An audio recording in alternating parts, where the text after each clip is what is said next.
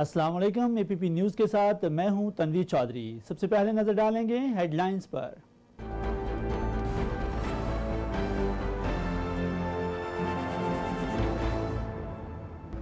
وزیراعظم عمران خان کی زیر صدارت وفاقی کابینہ کا اجلاس، ملک کی مجموعی سیاسی، معاشی اور سلامتی کی صورتحال پر غور۔ اجلاس میں کرونا وائرس کی صورتحال کا بھی جائزہ لیا گیا۔ صدر مملکت ڈاکٹر عارف علی سے برازیل، ڈنمارک، سویڈن، یونان، ہنگری اور یوکرائن کے سفراء سے ملاقات۔ صدر مملکت نے نئے سفیروں کو مبارکباد پیش کرتے ہوئے کہا، سفراء معاشی، سیاسی، ثقافتی اور سفارتی تعلقات سمیت تمام شعبوں میں تعلقات کو مزید مضبوط بنائیں گے۔ پاکستان باہمی دلچسپی کے شعبوں میں تمام دوست ممالک کے ساتھ تعلقات کو مزید فروغ دینے کا خواہاں ہے۔ صدر مملکت نے مقبوضہ کشمیر کے مسلمانوں کے انسانی حقوق کی پامالیوں کو بھی اجاگر کیا۔ پاکستان کے پاس بھارت کی دہشت گردی کو مالی امداد فراہم کرنے کے ثبوت موجود ہیں۔ معاون خصوصی قومی سلامتی ڈاکٹر معید یوسف کا ہندوستانی صحافی کو انٹرویو، کہا اے پی ایس حملے کا ماسٹر مائنڈ بھارت کی خفیہ ایجنسی را سے رابطے میں تھا۔ را نے چائنیز قونصلیٹ، پی سی گوادر اور سٹاک ایکسچینج پر حملہ کروایا۔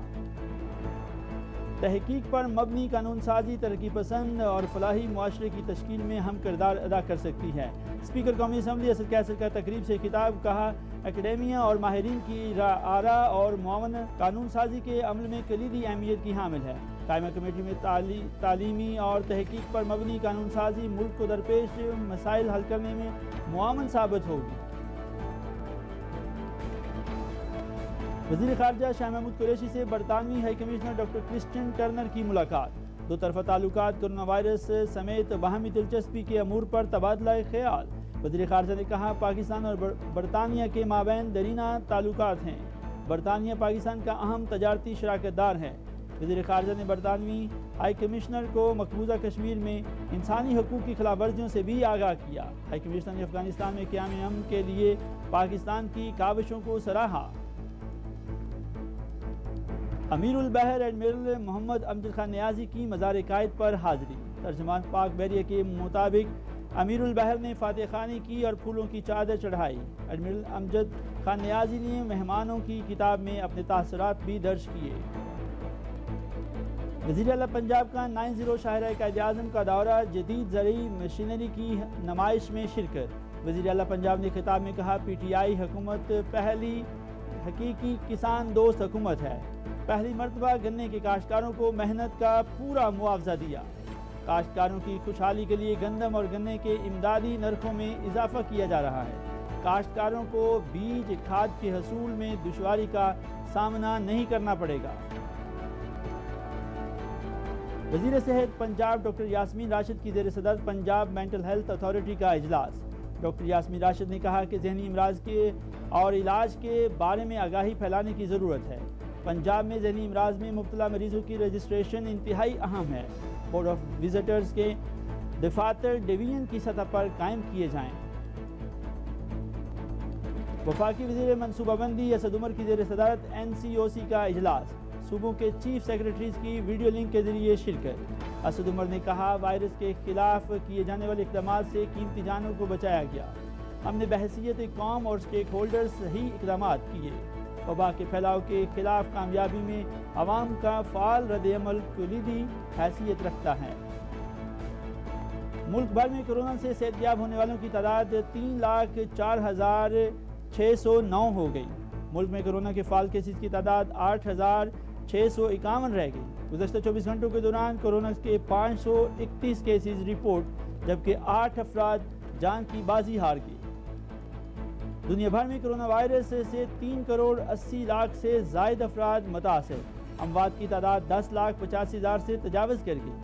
کورونا سے متاثرہ 2,86,00,000 سے زائد مریض صحت یاب۔ کورونا وائرس سے سب سے زیادہ متاثر ہونے والے ممالک میں امریکہ اور بھارت سر فہرست ہیں۔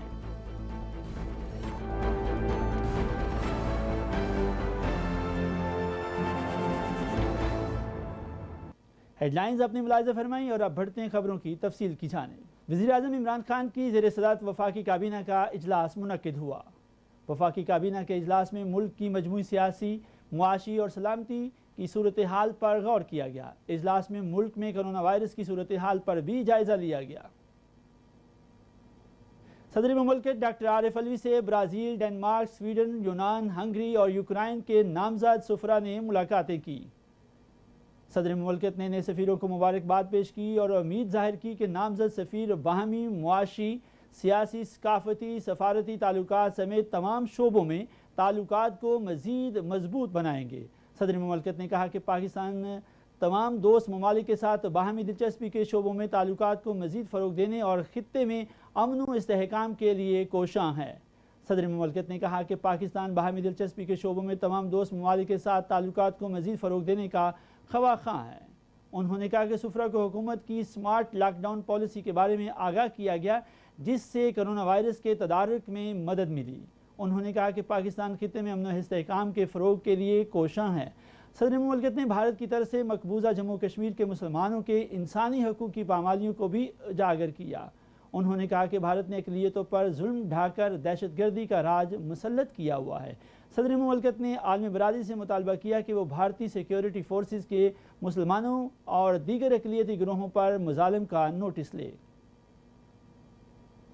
معاون خصوصی برائے قومی سلامتی ڈاکٹر معید یوسف نے کہا کہ پاکستان کے پاس بھارت کی دہشت گردوں کو مالی امداد فراہم کرنے کے ثبوت موجود ہیں۔ ڈاکٹر معید یوسف نے ہندوستانی صحافی کرن تھاپر کو انٹرویو دیتے ہوئے کہا کہ اے پی ایس حملے کا ماسٹر مائنڈ حملے کے وقت بھارت کی خفیہ ایجنسی را سے رابطے میں تھا۔ پاکستان کے پاس بھارت سے کی گئی فون کالز کے ثبوت بھی موجود ہیں۔ انہوں نے کہا کہ ایران نے ایک پڑوسی ملک میں موجود سفارت خانے کے ذریعے چائنیز قونصلیٹ، پی سی گوادر اور اسٹاک ایکسچینج پر حملہ کروایا۔ The BNA commander who orchestrated the Chinese consulate attack, third country consulate, mind you, in Karachi, Aslam Achu, was in touch, directly working with his raw handlers, again treated in New Delhi afterwards. The Gwadar Pearl Continental Hotel in Pakistan, the raw handlers in contact as the attack was going on. Can I stop Raw you handlers there? in another third country. Clearly, The Pakistan Stock Exchange. Karan, I'm sorry. India has been caught with its pants down. We can spin this whichever way we want. We are a responsible, law-abiding country. ICJ has asked for 3 things. All 3 have been provided. no. We are following it to the T. No. If you have a problem, the law is there. The law will take its course. Forgive me. Let the case done. Yeah. You know, there is a law.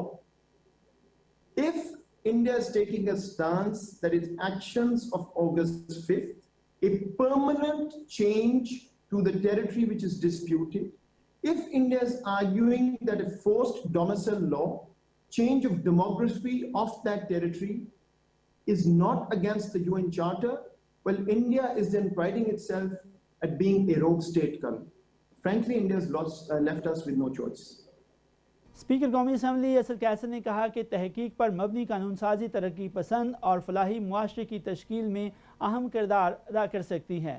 Academy اور ماہرین کی آراء اور معاونت قانون سازی کے عمل میں کلیدی اہمیت کی حامل ہے۔ Ghulam Ishaq Khan institute of engineering sciences and technology Swabi اور قومی اسمبلی سیکریٹریٹ کے مابین مفاہمت کی یادداشتی دستخطی تقریب سے خطاب کرتے ہوئے اسپیکر قومی اسمبلی نے کہا، ماہرین تعلیم اور اکیڈمیہ کے ماہرانہ آراء قائمہ کمیٹی میں قانون سازی کے عمل کو مؤثر بنانے کے لیے ضروری ہے۔ انہوں نے کہا کہ قائمہ کمیٹی میں تعلیمی اور تحقیق پر مبنی قانون سازی ملک کو درپیش مسائل کو حل کرنے اور مستقبل میں پالیسیاں وضع کرنے میں معاون ثابت ہوگی۔ انہوں نے کہا کہ ملک میں توانائی، سائنس اور ٹیکنالوجی کی کمی کی وجہ سے زراعت کے شعبے کو سنگین مسائل کا سامنا ہے۔ انہوں نے کہا کہ ملک میں درپیش چیلنجز سے نمٹنے کے لیے محققین اور دانشوروں کا کردار انتہائی اہمیت کا حامل ہے۔ وزیر خارجہ شاہ محمود قریشی سے پاکستان میں تعینات برطانوی high commissioner doctor Christine Turner نے ملاقات کی۔ ملاقات کے دوران دو طرفہ تعلقات، کرونا وائرس کی وبا سمیت باہمی دلچسپی کے امور پر تبادلہ خیال کیا گیا۔ وزیر خارجہ نے ملاقات کے دوران گفتگو کرتے ہوئے کہا کہ پاکستان اور برطانیہ کے مابین دیرینہ اور گہرے دو طرفہ تعلقات موجود ہیں۔ برطانیہ پاکستان کا اہم تجارتی شراکت دار ہے اور ہم اس شراکت داری کو مزید آگے بڑھانے کے لیے متمنی ہیں۔ برطانوی ہائی کمشنر نے کہا کہ پاکستان نے جس حکمت عملی سے کرونا وائرس کی وبا کے پھیلاؤ کو روکنے میں کامیابی حاصل کی ہے وہ قابل تحسین ہے۔ وزیر خارجہ نے بھارت کے غیر قانونی تسلط میں جموں کشمیر میں جاری انسانی حقوق کی سنگین خلاف ورزیوں کا تذکرہ کرتے ہوئے عالمی برادری پر زور دیا کہ وہ مظلوم کشمیریوں کو بھارتی استبداد سے نجات دلائے اور اقوام متحدہ کی قراردادوں کی روشنی میں مسئلہ کشمیر کے مستقل حل کے لیے اپنا کردار ادا کریں۔ برطانوی ہائی کمشنر نے افغانستان میں قیام امن کے لیے پاکستان کی مصالحانہ کاوشوں کو سراہا۔ برطانوی ہائی کمشنر کرسٹن ٹرنر نے پاکستان کے سیاحتی مقامات کو سراہتے ہوئے اپنے حالیہ دورے اور شمالی علاقہ جات سے وزیر خارجہ کو آگاہ کیا۔ وزیر اعظم کے معاون خصوصی برائے امور نوجوان عثمان ڈار نے کہا کہ وزیر اعظم عمران خان ہفتے کے روز ٹائیگر فورس پورٹل کا افتتاح کریں گے، جس کا مقصد نوجوانوں کو اشیاء ضروریہ کی قیمتوں کی روک تھام اور نظم و نسق میں بہتری لانے کے لیے اپنا کردار ادا کرنے کا موقع فراہم کریں گے۔ جیسا کہ آپ سب جانتے ہیں، پرائم منسٹر عمران خان صاحب نے ہفتے کے روز اسلام آباد کنونشن سینٹر میں ٹائیگر فورس کا کنونشن بلایا ہے۔ اسی سلسلے میں یہاں انتظامات دیکھنے کے لیے آئے تھے۔ ٹائیگر فورس کی نئی ذمہ داریاں کیا ہوں گی، رولز اینڈ رسپانسبلٹیز کیا ہوں گی، ان کا اگلا روڈ میپ کیا ہوگا، اس پہ تو انشاءاللہ تعالی وزیر اعظم عمران خان صاحب بات کریں گے ہفتے کے روز۔ ٹائیگر فورس کے کام کی آسانی کے لیے ایک پورٹل ڈیولپ کیا گیا ہے، tigerforce.gov.pk کی ویب سائٹ بنائی گئی ہے، ایک ایپ ڈیولپ کی گئی ہے تاکہ ٹائیگر فورس کے نوجوان جو یونین کونسل کی سطح پہ اپنے اپنے ڈسٹرکٹس میں اپنے اپنے شہروں میں کام کریں گے، جیو ٹیگنگ کے ساتھ وہ رپورٹ کر سکیں گے مہنگائی کے حوالے سے، ذخیرہ اندوزی کے حوالے سے، اور بالخصوص جو سب سے بڑی پرابلم ہم دیکھ رہے ہیں کہ بہت سی دکانوں پہ ڈی سی کے ریٹ اویزہ نہیں ہوتے۔ تو یہ 3-4 چیزیں جو ٹائیگر فورس کو دی جائیں گی، وہ تھرو ٹیکنالوجی اپنے اسمارٹ فون سے ان کی پکچرز لے سکیں گے اور نشاندہی کر سکیں گے جو ان کی پہلے سے ذمہ داری تھی کرونا پینڈیمک میں۔ پرائم منسٹر عمران خان صاحب اس پورٹل کا افتتاح کریں گے ٹائیگر فورس کا سیچرڈے کو۔ اس کا ٹیسٹ رن کر دیا گیا ہے، پچھلے 10-15 روز سے ہم اس کا ٹیسٹ رن کر رہے تھے، اور مجھے خوشی ہے اس ٹیسٹ رن میں 1,72,000 پاکستان کے بہادر نوجوان بیٹے اور بیٹیاں رجسٹر ہو چکے ہیں، اور انشاءاللہ تعالی اس کا باقاعدہ آغاز سیچرڈے سے کیا جائے گا۔ امیر البحر ایڈمرل محمد امجد خان نیازی نے مزار قائد پر حاضری دی۔ ترجمان پاک بحریہ کے مطابق امیر البحر نے مزار قائد پر حاضری کے موقع پر فاتح خوانی کی اور پھولوں کی چادر چڑھائی۔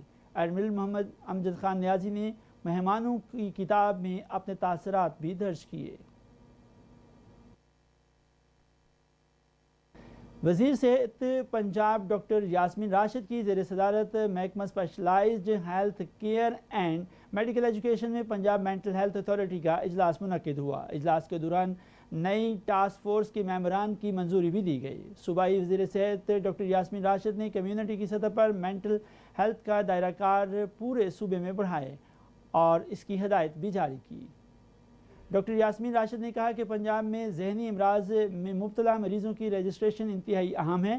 انہوں نے کہا کہ بورڈ آف وزٹرز کے دفاتر ڈویژن کی سطح پر قائم کیے جائیں گے۔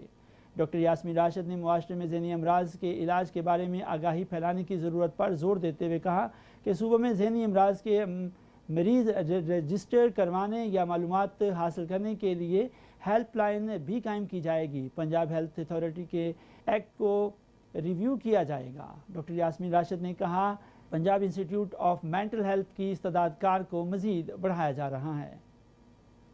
پاکستان نے آفات کے خطرات کو کم کرنے اور جانوں کو بچانے کے لیے تجربات کے تبادلے اور علم اور ٹیکنالوجی کی منتقلی سمیت عالمی کوششوں کو 2 گنا کرنے کا مطالبہ کیا ہے۔